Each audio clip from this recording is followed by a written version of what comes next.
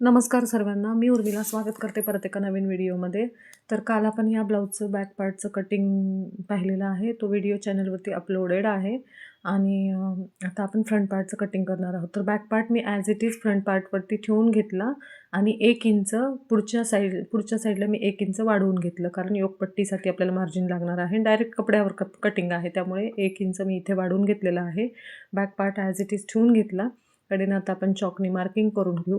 याचं शोल्डर किती घेतलं, मुंढा किती घेतला, मी बॅक पार्टच्या कटिंगमध्ये सांगितलेलं आहे. तरी पण परत एकदा सांगते, 5.5 इंच शोल्डर आहे, 5.25 इंच मुंढा आहे आणि पुढच्या भागासाठी 1 इंच एक्स्ट्रा घेतलेला आहे 4 टक्स 36 साईजसाठी. तर आता आपण इथे गळ्याचं मार्किंग करून घेणार आहोत. 2.5 इंचाला 6.5 इंच पुढचा गळा आहे आणि 2.5 ते 2.25 इंचापर्यंत तुम्ही गळा रुंदी देऊ शकताय. आणि एक बॉक्स करून मी गळ्याचा आकार देऊन घेते. गळ्याचा आकार तुम्हाला पाहिजे तसा तुम्ही देऊ शकता. इथे मी गोल दिलेला आहे, तर हे पाहू शकता. गोलाकार इथे हे केलेला आहे.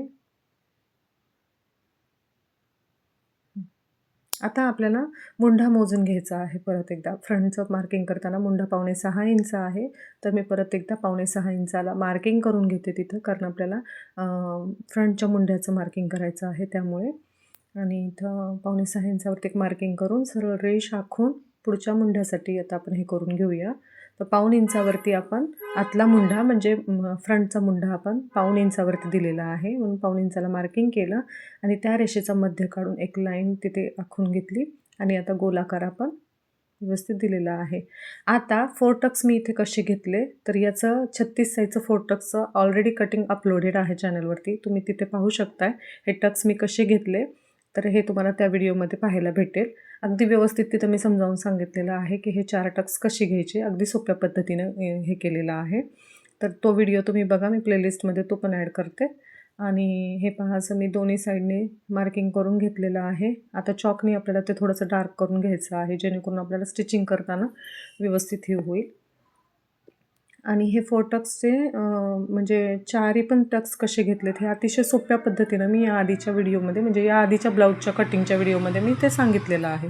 तर ते पण मी तुम्हाला ॲड करून देतो डिस्क्रिप्शनमध्ये. आता कपड्यावरती आपलं डायरेक्ट कटिंग असल्यामुळे इथे आपल्याला कुठे काही वाढवायचं नाही आहे. आपलं योकपट्टीचं मार्जिन वगैरे सगळं याच्यामध्येच झालेलं आहे. तर अतिशय छान अशा पद्धतीने तुम्ही ब्लाऊज कट केला तर एकदम व्यवस्थित हे येऊन जातं. आणि अशा नवनवीन व्हिडिओसाठी चॅनलला लाईक, सबस्क्राईब, शेअर करायला विसरू नका. हे पहा, मेन फॅब्रिकवरती पण मी सगळं कटिंग करून घेतलेलं आहे व्यवस्थित असं. तर नक्कीच कसा वाटला तुम्हाला हा व्हिडिओ मला नक्की कळवा.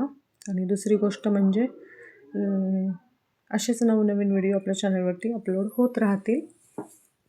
चॅनलला लाईक, सबस्क्राईब, शेअर करायला विसरू नका. भेटूया नेक्स्ट व्हिडिओमध्ये. Bye bye.